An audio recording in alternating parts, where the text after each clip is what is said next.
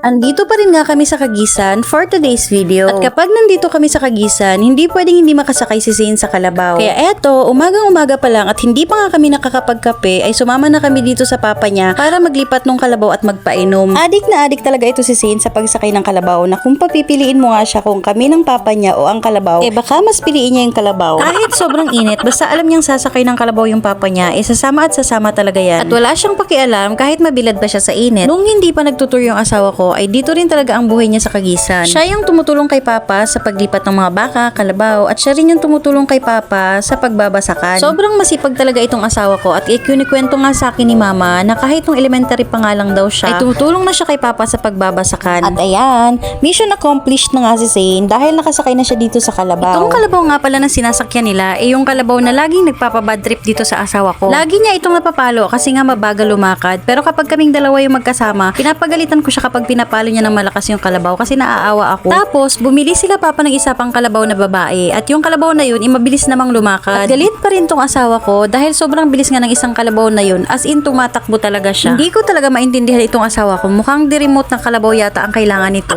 At ayan, andito na kami sa balon para painumin itong kalabaw. At alam nyo ba, ako yung pinagtimba ng magaling kong asawa. At nakakangalay sa kamay dahil sobrang lakas ng uminom ng kalabaw na ito. At yun lang for today's video. Babush!